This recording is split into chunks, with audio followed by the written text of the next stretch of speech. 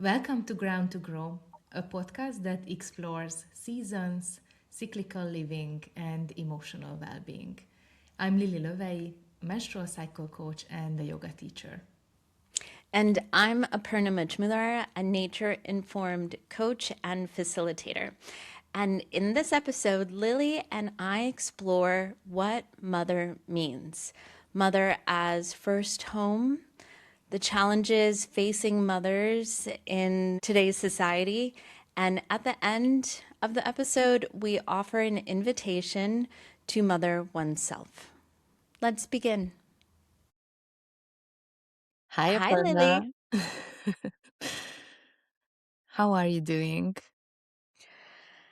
I'm doing well. I'm feeling the full moon energy, which is today. And then I'm on day 18 of my cycle. Uh and and simply feeling good. The sun is shining outside. The weather's really warm in Denmark. So there's a lift in my energy and also honestly a lot of excitement in recording this episode with you. What about you? I agree. A lot of excitement. It's a huge topic that we're talking about today. And similarly, I had a really nice day. Lots of sunshine. We are very close in our cycle. So I'm on cycle day 20. And I feel a bit more tired. And also, I think being outside and yeah, just enjoying the sunshine just made me a bit more tired, but it's a nice feeling. So yeah, it's good. It's good. Also, it's Beltane today, May 1st, when we're recording this episode. So not entirely in sync with what we're talking about because our topic is the mother today and Beltane is more connected to the maiden, our previous episode, or this spring energy. But I think it's, in this realm. So I like this connection. So let's talk about the mother archetype. And we agreed that we first try to put it into perspective, like what's the mother? What is mother? Yeah, as I understand it, in terms of the Jungian archetype of mother, she is caring, protective, and then there is this thread of um of being devouring or some sort of enmeshment when she's in her shadow side. So that's one form of thinking about it. But I also think, if we just pare it down to the simplest thing we know and have experienced as humans, mother is our first home. She is the place where we first grow. I find it fascinating that well after being born, we're not conscious that we're separate from our mother. So it takes about 6 to 7 months to have that awareness. And then there's a lot of separation anxiety. Additionally, she is our last home in that our bodies return to her. And that's just a beautiful whole cycle trajectory in my mind. And I also think a lot about how, once after separating from our biological mothers, there's this constant longing, conscious or unconscious, to return back to her.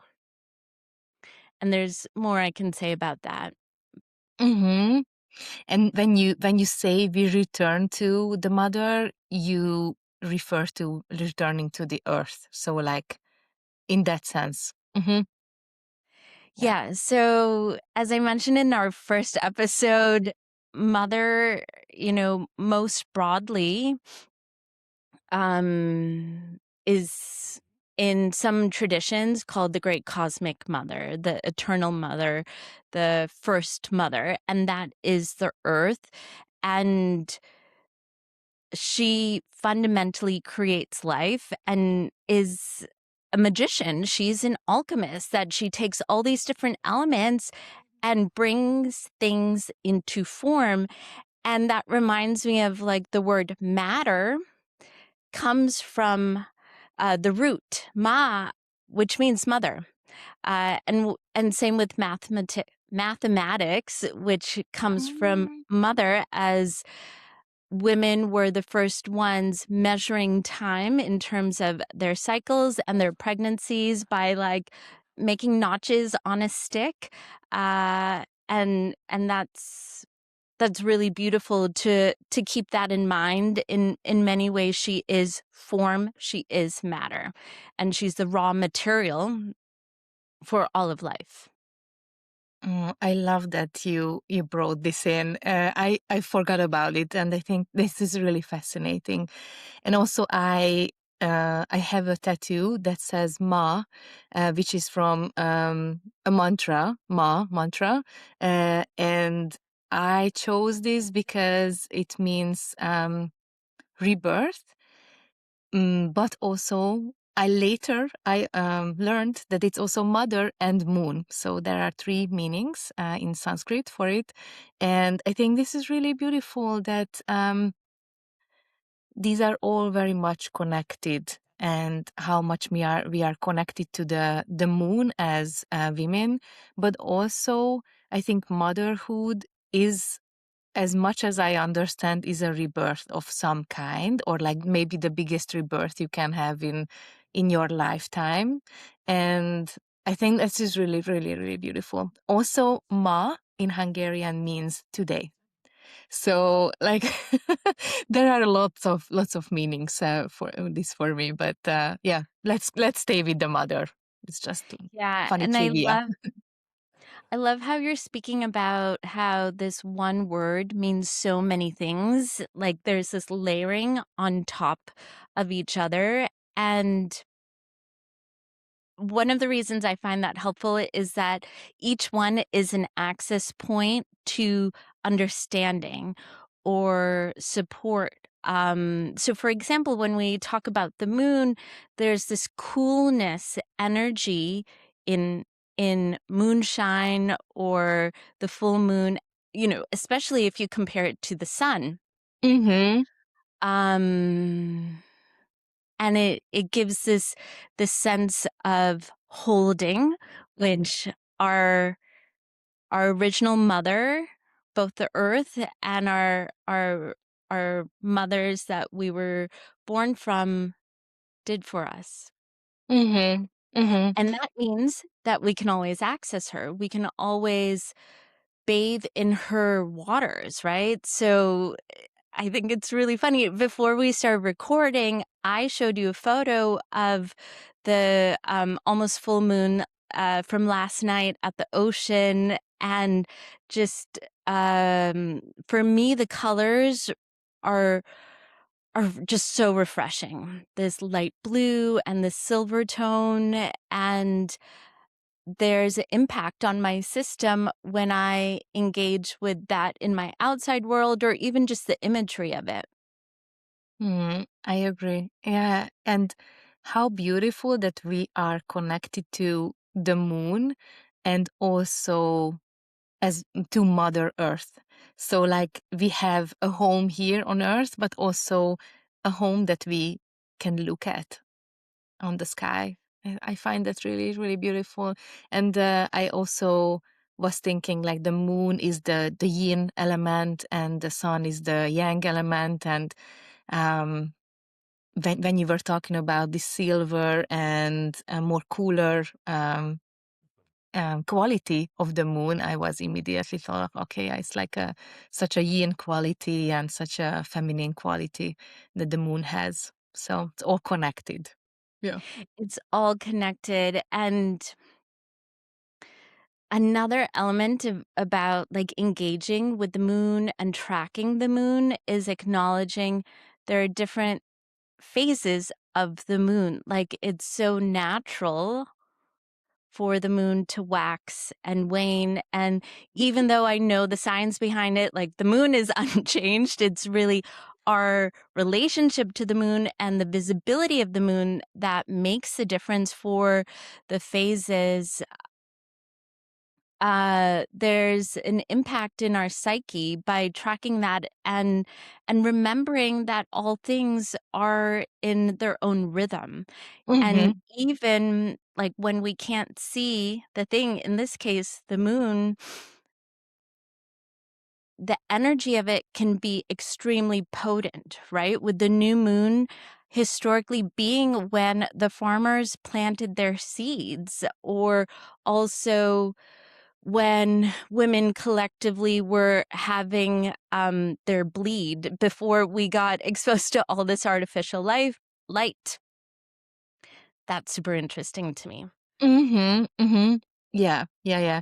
And if we stay with the moon, I was just thinking that the full moon that we had yesterday is the one that's most connected to the mother archetype.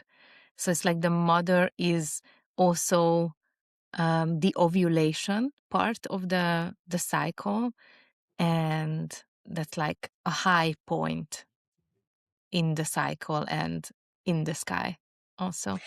Yeah, I don't know if this is true, but another thing that I heard was, back to when women were bleeding together, then they were also having sex around the same time and getting impregnated around the same time, close to the full moon. And there was something about being able to see one's partner and know like that's your partner. And uh, that, I don't know where to place that information or what to do with it.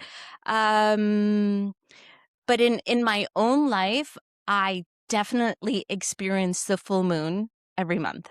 Like, I feel energies rise and this illumination of um issues, challenges in my life, and it like comes to this like high tide tipping point, and that's really interesting to track of like, oh, that's why things are so intense. It's because the full moon's right around the corner and XYZ needs to be resolved. Mm, mhm. And are you that aware of this that maybe you take steps after you see something illuminated, or like has it happened? Oh my god, it happens all the time. That's good. That's good. uh, so I wouldn't say it's like now I know how to problem solve for it. What really is my experience is that I'm forced to deal with the issue. I'm forced to know a piece of information. Usually it's about myself, my relationships, how I'm showing up in a certain way, and and be in conversation with it. Um, and it's intense. So simply the awareness of that it's happening.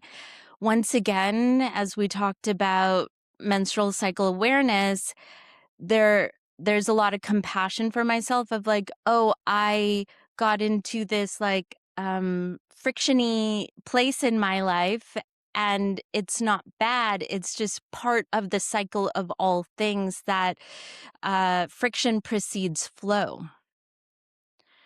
So, after a full moon, we have the waning moon. And then she, comes down to the new moon before it changes to the waxing moon. And there's a recognition of like a softness that will come after these high intensity moments. Definitely. Yeah, yeah. I was also thinking that maybe not the luteal phase that comes after ovulation is maybe not the best time to problem solve. Like for me, actually, that's the time when things are more illuminated. So I will keep an eye on for my ovulation because I never experienced this that like problems or issues are so clear for me during ovulation. It's more like I'm just enjoying my life and I'm more carefree. But then after, it's more that luteal period is when I'm like, okay, I'm really aware of my issues and I need to change things, but maybe it's not the time to change things. I more and more what I realize is that we need several cycles. And this could be the menstrual cycle, this could be moon cycle, or even like seasons changing to get to the bottom of the issue and start to change it. It takes more time. So it's good that I don't have these unrealistic expectations anymore. That was really heavy for a very long time for me. I don't know how was it for you, or do you experience this? I don't think things are usually possible, especially if they're long-term themes, to be shifted, resolved in any one cycle period. I agree. It takes several cycles. And once again, I just want to mention that all of us are going to have different experiences of our cycles, even though there are themes, the seasons and the cycles, or the seasons in experiencing the moon phases, right? Um, but unfortunately, I would say most things take a lot longer than I ever imagined. Like, in some cases, years, if not decades longer. And it continues to surprise me. And and I'm learning to be in relationship with long timelines. Mm-hmm. I agree. It's the same for me. Yeah. I think I had this illusion that mm, because the menstrual cycle is 28 days long, that's like a whole full circle. So there's for example one thing that you set a goal in the beginning, and then you can achieve the goal by the end, or like you're like, okay, it's done. And it's so not like that. Yeah, it's a very humbling experience. It's so humbling. And, like, just to bring it down to the day level, Oh yeah. like, how Yeah. many times do I make a list of what I expect to achieve in a day and do not achieve the full list? Um That's a good majority of the times. I think you're better at it because you make smaller bite-sized tasks, as I remember you advising me to do so. And just coming back to pregnancy, I mean, it's so fascinating how, to some extent, there's like a snowball effect of like, you know, these the information of, like, how big the fetus is, of, like, now it's a sesame seed, and now it's a pumpkin seed, and then it becomes a lime, and then it becomes Yeah. an orange, and then by the end of it, like, there's a human, and it's, like, 9 to 10 months long to create a human. That's wild, and I think that speaks to, for me, how much happens without conscious effort, but to some extent presence and awareness of there's a lot happening in the background. So, for example, in my own life, if I'm talking about a challenge or an issue, there's a lot happening in the dream world, um, or in my mindset about it, or my willingness to change. Yeah, and allowing it to happen.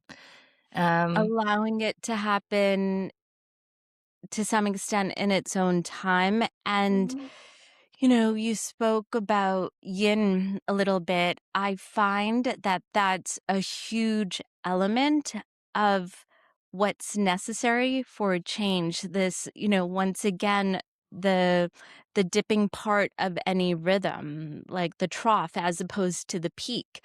that's necessary to get to the next peak, to get to the resolution.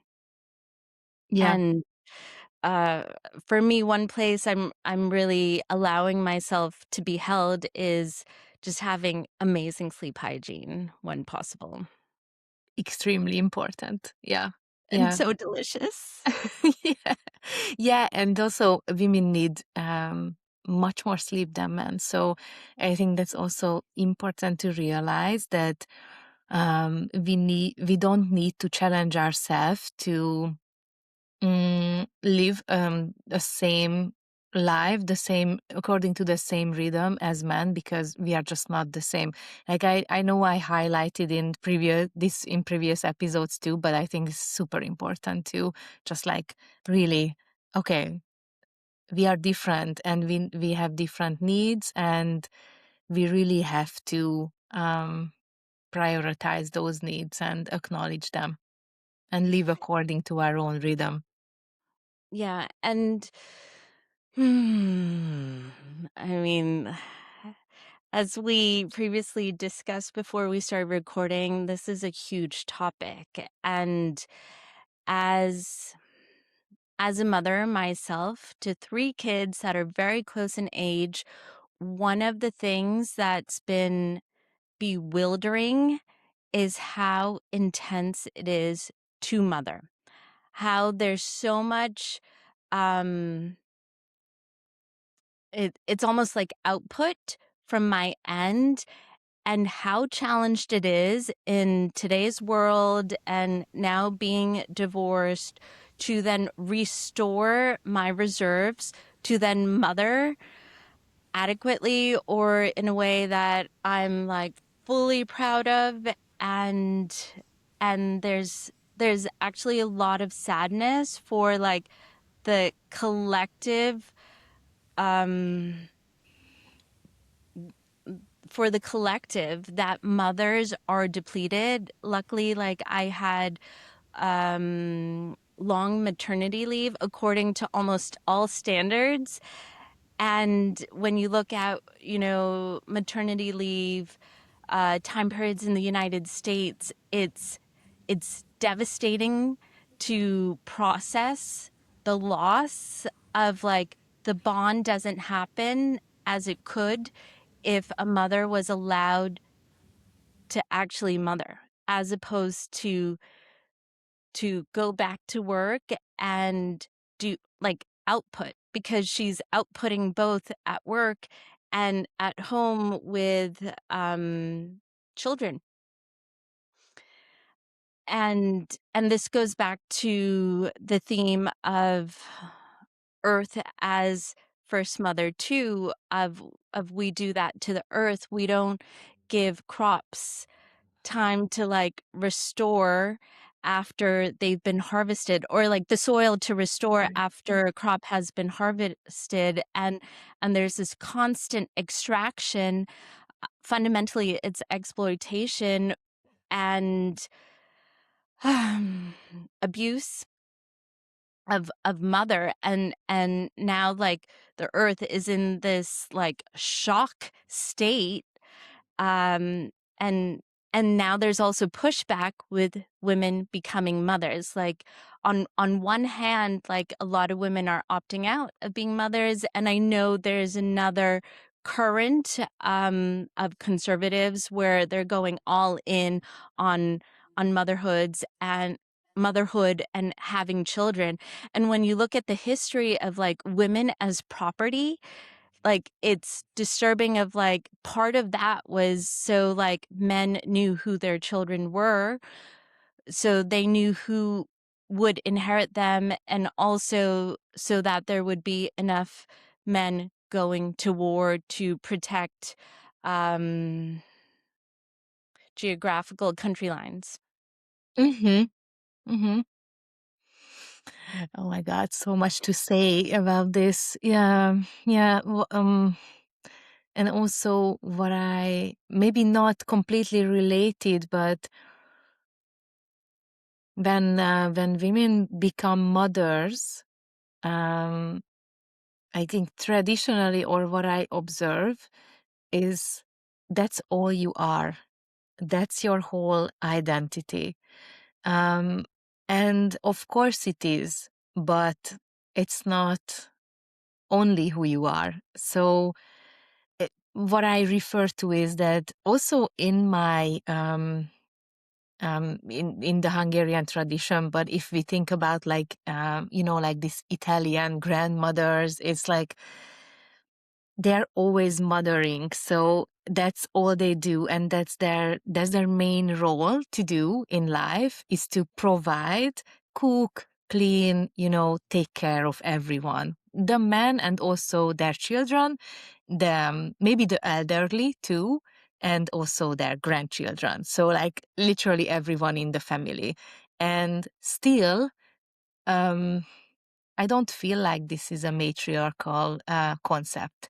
So I feel more that this is an oppression of some kind. That, of course, there are some people who love doing it and were born to do this. Like, that's completely all right. But the problem is that if you have no other option, then it's not your choice. I agree. Do it. Yeah. It it can't be a choice if there's no other option, and there's so much pressure from, society in most places in the world of being a mother or being partnered. And it goes back to, like, I think about The Maiden and how there's a fundamental romanticization that's very dangerous for women in terms of being partnered and having that, like, wedding of their dreams, and then also being a mother and having, like, the picture perfect children, um, because there's a sense of, like, they're then valued by society, by their community, by their, family, if they step into these roles. And it's very challenging to opt out in most places in the world. I agree. I And agree. it's also dangerous. It's dangerous to be a single woman in most places in the world. Mm-hmm. Mm-hmm. Yeah. Yeah. Yes, I agree. It's you immediately gain a social status by becoming a mother,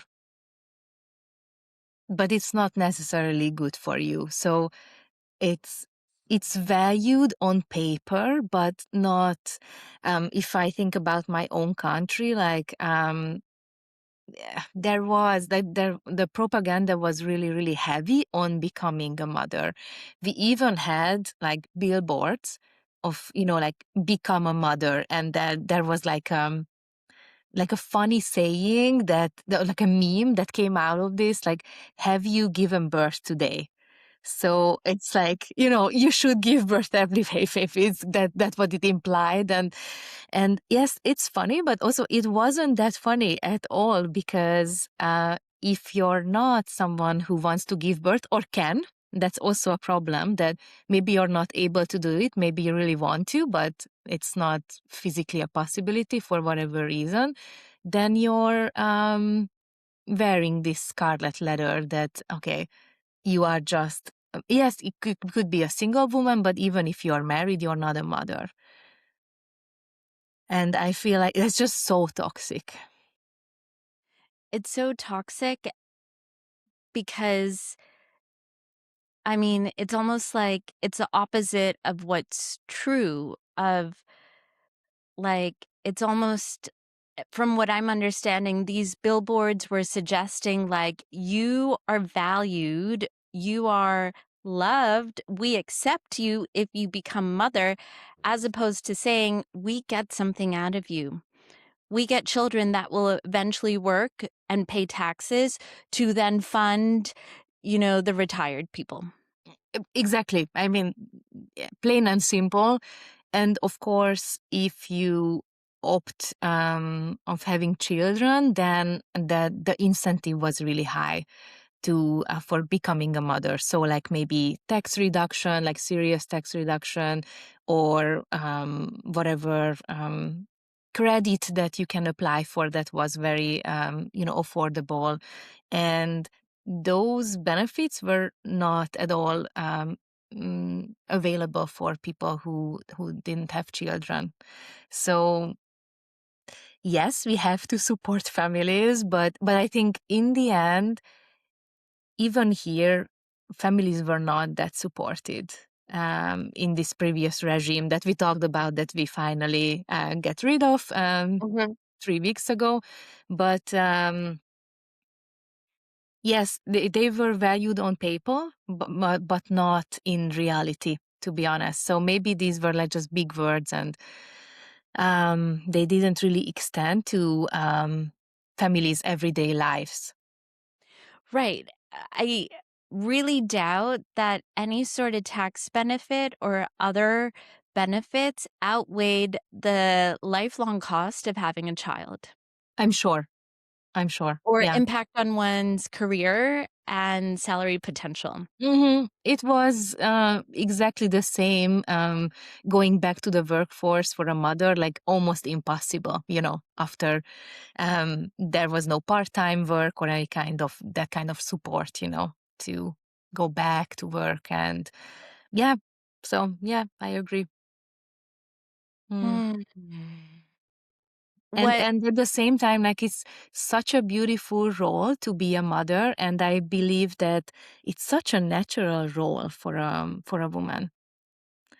It's if it's something that she chooses, something that she decides to do, then it can be something really beautiful to do, and so and, and something very fulfilling, I think. Yeah, and that goes back to like the crux of this podcast of we're talking about like the rhythms of our life and how they interface with the world we live in. And what's really challenging for me as we talk about mothers and motherhood is like, how would I even start by making any sort of suggestion of like a world that supports mothers, right? Because Mhm. what I'm actually saying is in the systems that we live in, mothers fundamentally have rights that they give up or access to career growth or even if it's just like their creative energy is there isn't a lot of space for that to be channeled um, because of all the time and thinking when one is a mother. So for example, when a woman is pregnant, her brain changes, her biology changes. And I would agree. Like, my experience of being a mother is like if my kids are nearby, if they're in the same building, I always have like these spider webs almost out to them of like I'm sensing, are they okay? Are they Mhm. hungry? Are they tired? Etc. Right? So if, for example, they're with their father or they're at school, I can tell there's a shift in my system of like, I can concentrate on me and writing or creating or actually just doing something for me. Mhm. Um, and then you layer on top of like all the decades that that encompasses being a mother, right? It doesn't end when a child leaves the house. I agree. Yeah, yeah. And mothering, I think, is the creative act. So what you're experiencing is that all your creativity is consumed by the kids when you're with them, and then you have some space to free up when you're alone. But it's never ending, because I guess when you're alone, you also have it's in the back of your mind. Yeah. Yeah, And I think that's very biological. of course. Yeah, yeah, Mm. yeah. Hmm. interestingly, it's very similar with the dog. Of course. She wanted to be in this podcast now. Uh, but yeah, yeah. But I think we all have this instinct to mother, Yeah. with or without kids, with or without dogs, with or without any dependence. I think even I think this is really really true for everyone, that we want to mother, we want to nurture, and it's just very natural. I think this is really beautiful. It's nothing to be ashamed of, or it's not something that we should suppress. No, not at all. Are you suggesting all men and women or just I women? think all women for sure. Yeah, Yeah. yeah.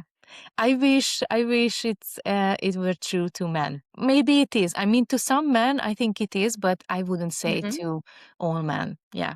What do you think? I agree. There are some men that have this design very naturally. Yeah. So it's not limited to biologically being a woman, but I would say women, like women who are biologically women or identify Mm-hmm. as women, it goes really deep.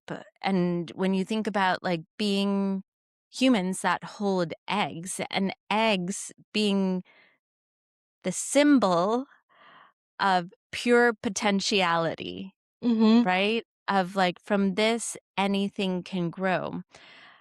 And I know it needs support. Like it needs,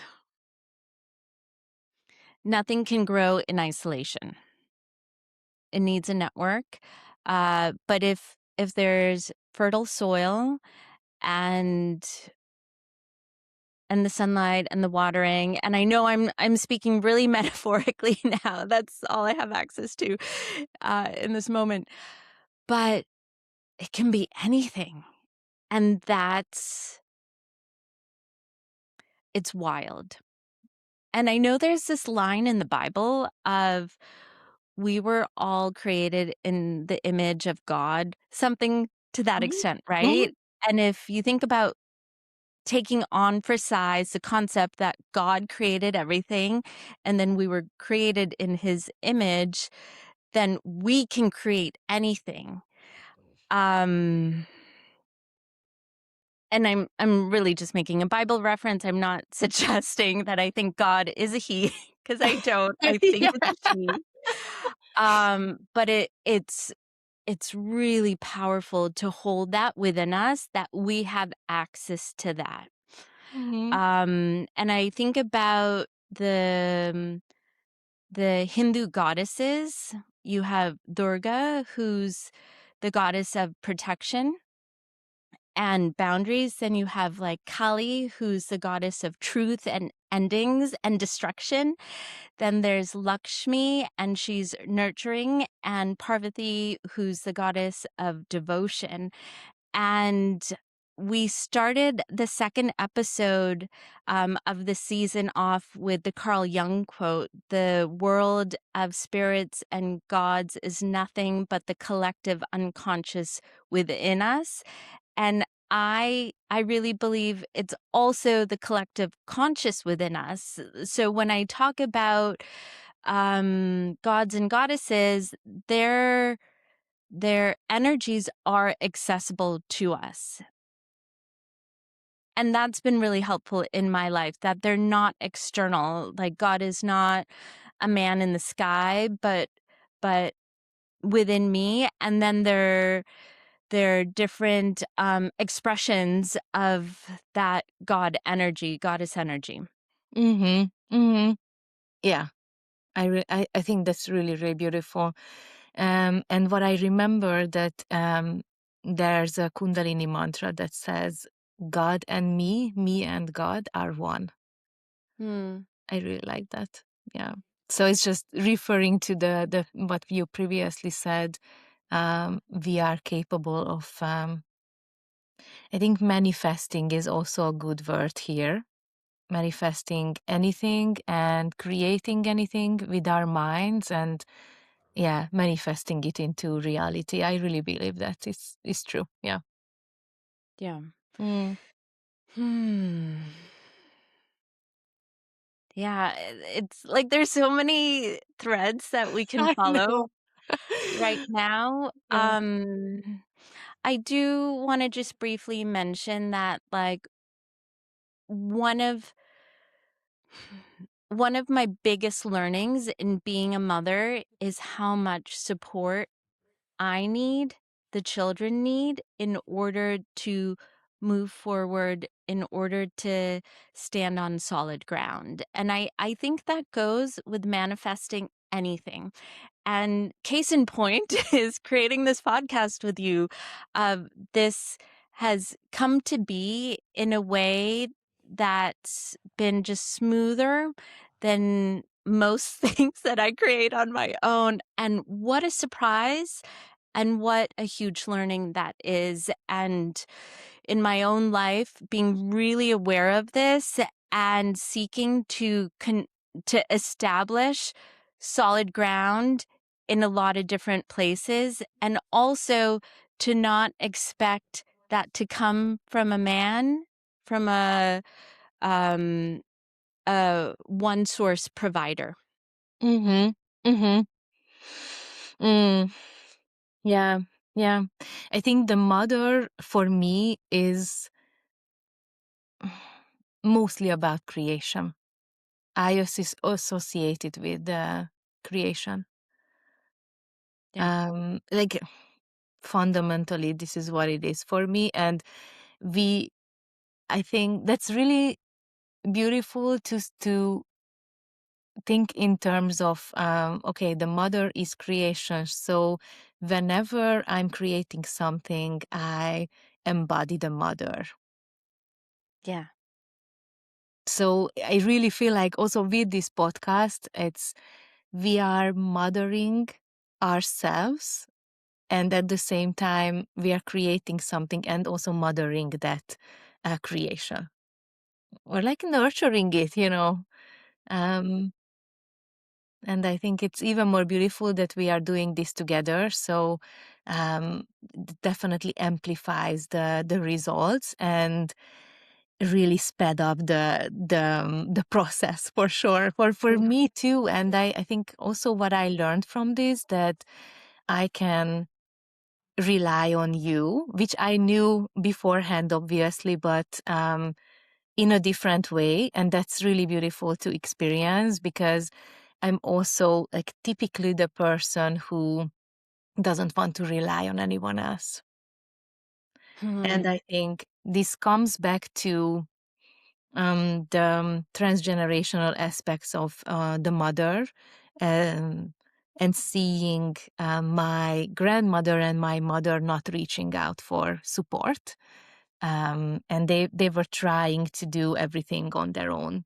And it's not, it was not their decision, but it's like the system that they were raised in didn't really offer any kind of support. So I think they were really not that aware, or wasn't aware at all, that they should reach out, because that would be easier. And like this goes back to this nuclear family concept, that mother, father, child, and then that really excluded all the other women, and excluded the option of creating a community of women supporting each other. Yeah. And you don't see that in nature. You don't see Mhm. mother, father, child in isolation in nature. You don't see a tree in isolation, or one, you know, piece of grass or one flower. They're all in community when they're in their natural state, right? And Mhm. that's part of what we're collectively outgrowing, is that model. And there's light being shown on that of it's destructive. And by separating women, especially, you separate the flow of information. And I love, there's this Jewish tradition. I don't know what it's called, but I learned about it because I have a really dear friend who's Jewish, and she married a Jewish man. And basically, they had this like contract, which has the symbolism of a tree. And then like the people who attended their wedding, like to some extent signed this contract of like collectively, we are going to support this couple Mhm. to be together because that's what it takes, and that's by sharing information, sharing resources, caretaking children, and that's such a critical component of a family staying in that dynamic. And and it's really interesting that when I think about like the Nordic countries, there's not much of that, or it's not as ingrained um as it is in my Indian culture of like you have everyone in everyone's business, but there's so much care and love and support. And I remember once my mom, she was talking about my children to somebody else, and she didn't say my grandchildren, she said my children, Mhm. because my children are her children. And that reminds me of like the fact that like grandchildren are in their grandmothers for 5 months is wild. Um, when their mothers are being developed. And then when you look at nature, these root systems that are interacting, and there's a lot of communication happening. So what I'm saying is like a flow of resources, a flow of communication is critical for these individual units to survive but also thrive. And there's a lot of sadness that's not like the status quo of the world we live in, and that's something that each one of us has to individually create. And I agree, like working with you and creating this supporting system is an example of us mothering something, and then like the baby spider plants, shooting off and growing, and so much is possible in this dynamic. Mm. Yeah, I agree. There's so much more to say about the archetype of mothering in today's world, but I do want to leave the viewers and listeners with one invitation, which is to reflect on the place that they most need mothering. And what I'm speaking about is being held, being seen, being nurtured.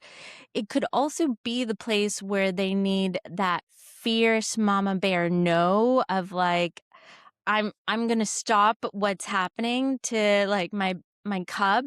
And that could be a project that's being sabotaged because there's not enough time being poured into it, for example. So really to reflect on that, and then to make a small step towards being that mother for oneself or one's project.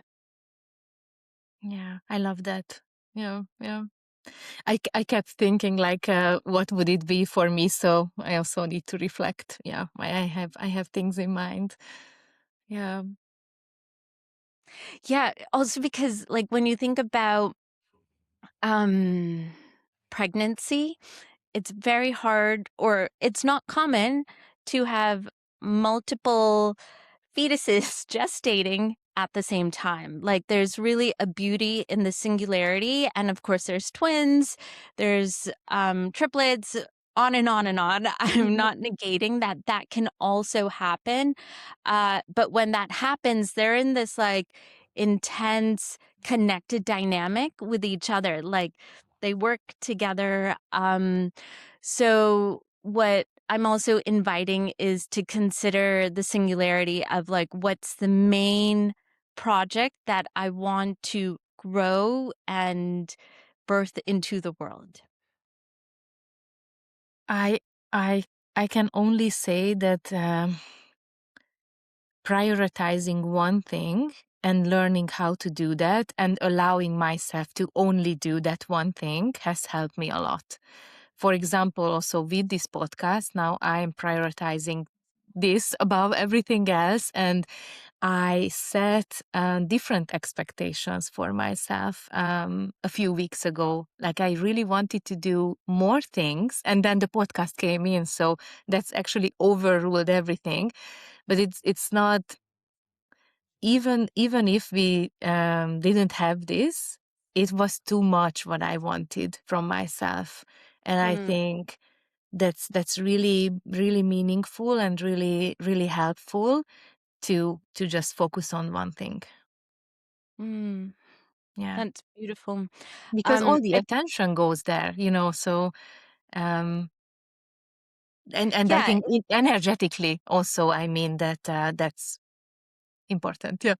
exactly. I was going to say life force energy. And just like the last little tidbit I want to add to this conversation is the word obstetrician comes from the root of standing in front of. So the concept of like you have these women who are like standing in front of the birthing woman, usually singing, beating a drum of like there's a rhythm to this, like for your contractions, and letting her bear down um as she's in this like deep process with what she's birthing.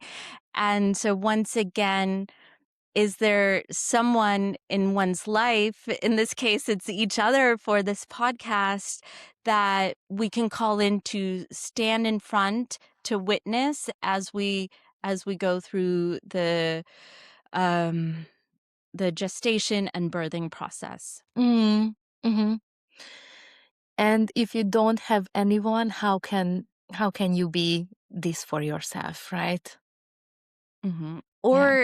Or use something that you have access to in nature. So it's like a Mhm. tree that you visit daily, weekly, and speak to, or a river, right? Where you're in communication and there's a dialogue.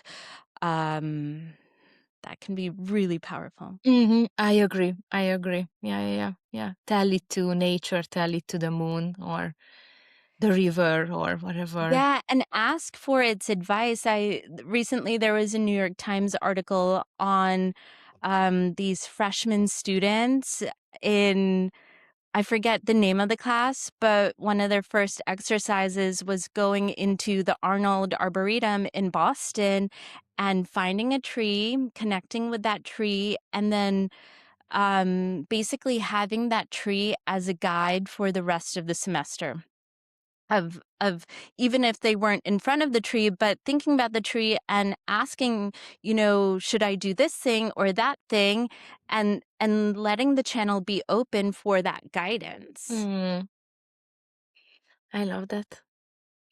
Oh, thank you so much for this conversation again. Thank you too, Lily. Mm. Speak soon. We'll speak soon. Bye, everyone. Bye.